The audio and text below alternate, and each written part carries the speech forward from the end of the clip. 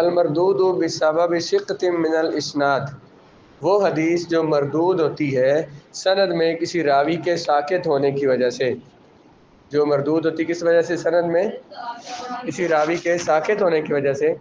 سقوط من الاسناد سے مراد سلسلہ اسناد میں انقطاع کا واقعہ ہونا۔ کیا مطلب ہوگا سلسلہ اسناد میں یعنی سند میں؟ سلسلۃن کا معنی کیا بتایا تھا؟ سلسلۃن کا معنی عربی میں کیا ہوتا ہے؟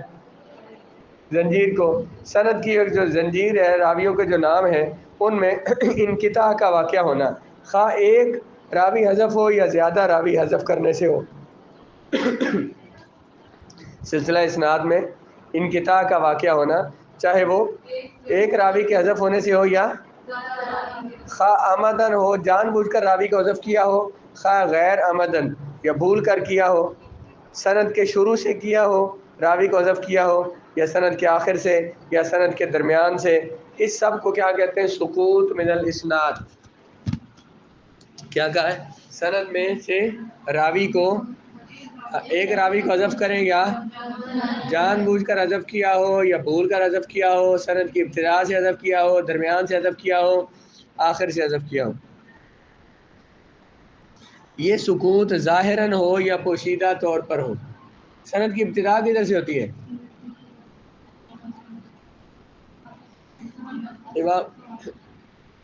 وہاں سند کی انتہا ہوتی ہے۔ دیکھیں آپ یہ موطا کھولیں نا، سند کی ابتدا کہاں سے ہو رہی ہے؟ امام مالک جو ہے، امام محمد جو ہے، وہ اپنے استاد امام مالک کی بات بیان کر رہے ہیں۔ کوئی حدیث نکالیں، کوئی حدیث، کسی حدیث کی سند دیکھیں بھلا، کیا کہتے ہیں؟ حدثنی، یہی سے شروع ہو رہی ہے، اخبرنا مالک، اور امام محمد فرماتے ہیں کہ ہمیں خبر دی کس نے؟ امام، یہ امام مالک سے سند کی ابتدا ہے، اور سند کی انتہا کہاں؟ صحابی پر۔ صحابی کون ہے مثلا اس حدیث میں؟ جو ابن عمر رضی اللہ تعالیٰ عنہ۔ تو یہ سند کی انتہا ہے۔ سند کی ابتدا کہاں سے؟ جس محدث نے اپنی کتاب میں حدیث بیان کی ہے، ذکر کی ہے، انہوں نے اپنے استاد سے حدیث بیان کی ہے نا، تو یہ سند سے ابتدا کہاں سے کر رہے ہیں؟ اپنے استاد سے، اپنے استاد سے کر رہے ہیں۔ تو وہ سند کی ابتدا جو اپنے استاد سے کر رہے ہیں، تو اس کو کہتے ہیں سند کی ابتدا۔ اور سند کی انتہا کیا ہوگی؟ صحابی پر۔ صحابی آخری راوی ہوں گے یا تابعی آخری راوی ہوں گے، وہ سند کی انتہا وہاں پہ ہوتی ہے۔ انقطاع من الاسناد کی اقسام، اپنے ظہور اور خفا کے اعتبار سے اسناد میں سقوط کی دو قسمیں، سقوط جلی اور سقوط خفی۔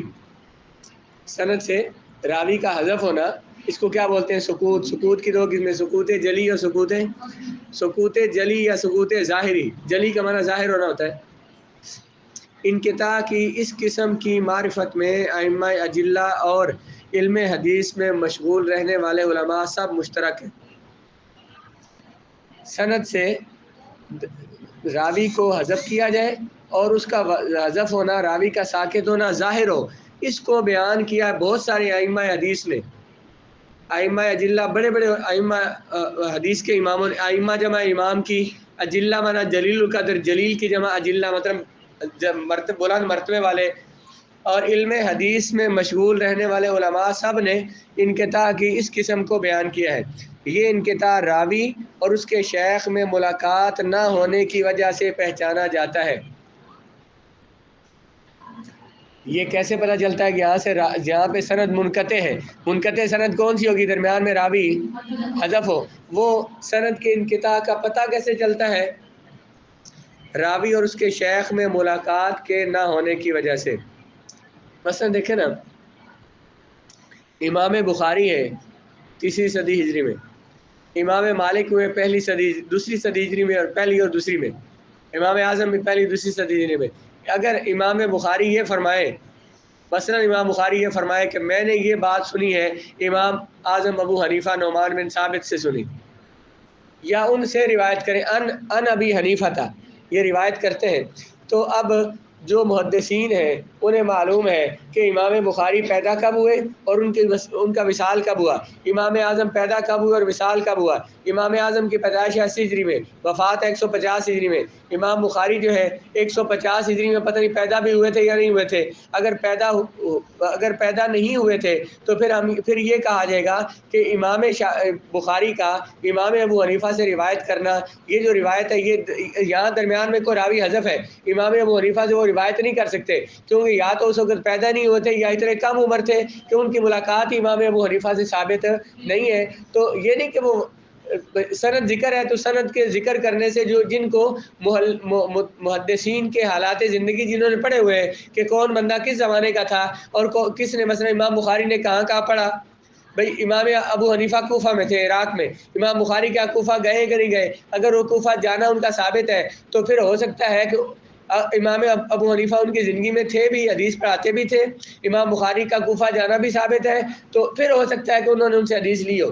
لیکن اگر امام بخاری اس زمانے میں تھے بھی، کوفہ گئے ہی نہیں ہے، کوفہ میں جانے کا ان کا سفر کا کہیں ذکر ہی نہیں ہے، تو اس کا مطلب ہے انہوں نے امام ابو حنیفہ سے حدیث جو بیان کی ہے درمیان میں کسی راوی کو حذف کیا ہے۔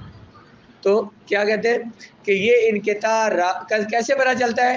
راوی اور اس کے شیخ اور اس کے استاد جس کا وہ ذکر کر رہا ہے اس کے شیخ میں ملاقات کے نہ ہونے کی وجہ سے۔ کیسے پتہ چلتا ہے؟ راوی اور پتہ چلتا ہے کہ اس کی سند میں کیا ہے، یہاں پہ کوئی راوی درمیان سے انہوں نے حذف کیا ہوا ہے۔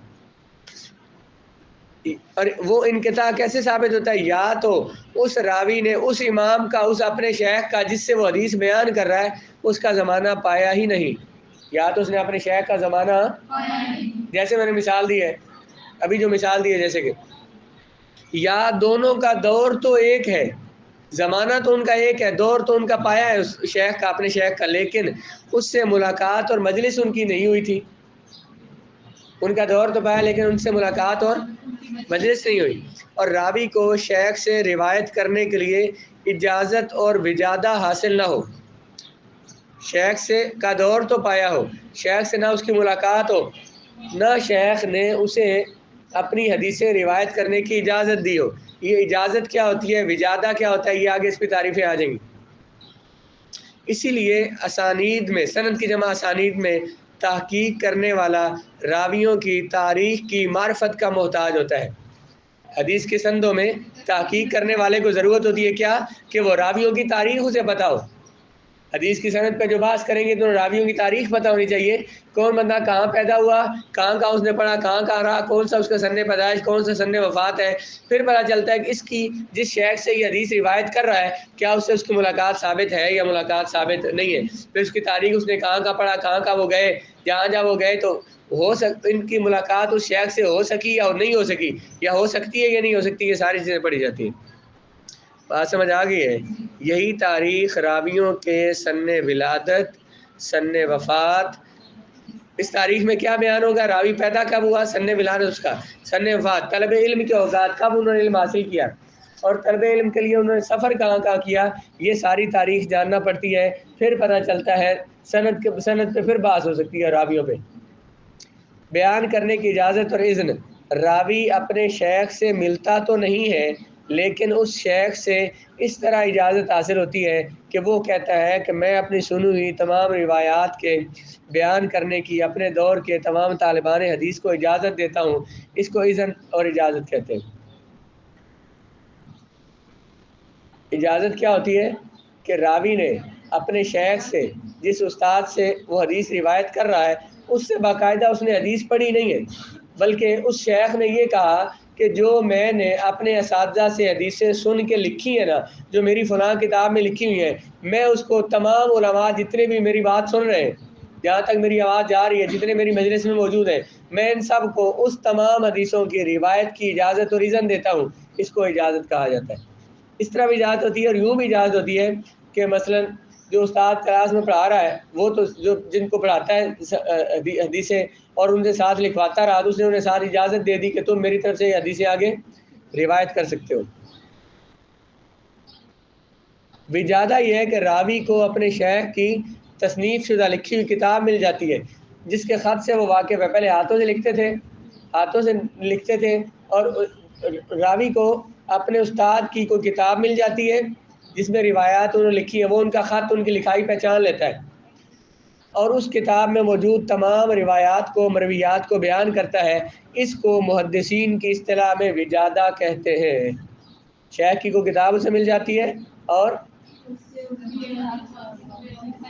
اس کی لکھائی کو پہچان لیتا ہے اور وہ پھر اس کی کتاب سے آگے حدیثیں بیان کرتا ہے کہ مجھے فلاں شیخ کی میرے فلاں شیخ نے یہ حدیثیں اپنی کتاب میں روایت کی ہے، میں انہیں آگے بیان کر رہا ہوں۔ آگے پھر ثبوت کے اعتبار سے اقسام ان کو پھر پڑھیں۔